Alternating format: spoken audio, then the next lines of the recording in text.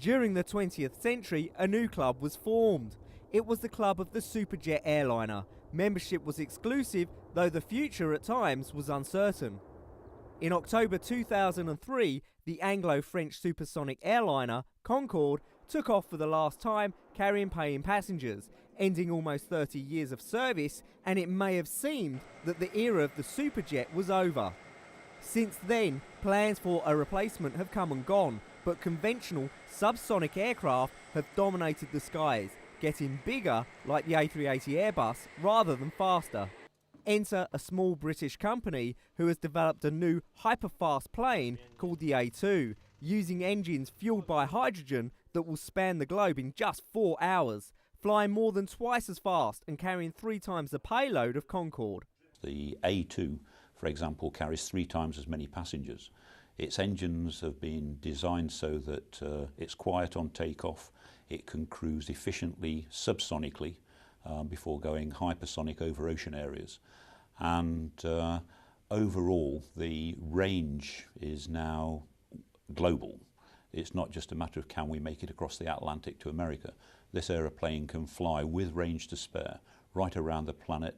The technological breakthrough that has allowed the development of the A2 hypersonic plane is the engine design, which can operate like a conventional air-breathing jet at low altitudes and switch to the power of a rocket at the edge of space. Using supercooled hydrogen for fuel, the reaction engine can achieve speeds in excess of Mach 5, that's almost 4,000 miles an hour. We're in the process of building a team of European aerospace companies, and we're about to start the next stage of our program. And for reaction engines, this will involve building a small pre-cooler, which is the key sort of new technology within the engine, and running that in front of a small jet engine at our test site here at Culham. So that really is the sort of key sort of next stage in the technical program. The inventors hope that by 2030, this amazing new addition to the Superjet Club will be as familiar in the skies as the 747 Jumbo. Not limited to the upper levels of the atmosphere, the latest members of the Superjet Club are heading into a zone less travelled by their peers. When the Virgin Galactic Spaceship 2 was unveiled for the first time at Britain's Science Museum in London, it celebrated the rapid advances being made in space travel with test and tourist flights. The conceptual mock-up is an ideal opportunity for people to see firsthand what travel into space might be like for those visiting the museum. I think there's something about space that always ignites the imagination of young people.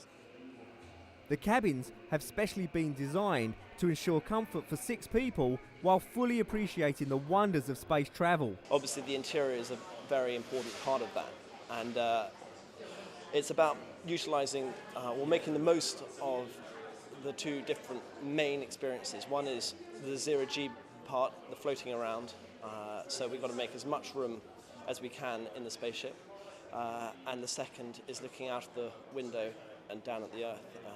Looking out of the window is a very unnatural thing for us human beings to do, and it will be an incredibly powerful thing to do. For those looking to join this exclusive club, gazing upon the stars and back down on the Earth will be a breathtaking experience of a lifetime.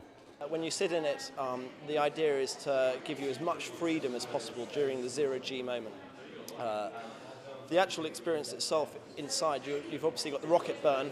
Within 10 seconds you're going supersonic, you're 2,500 miles an hour, and the rocket ride into space is going to be a phenomenal moment.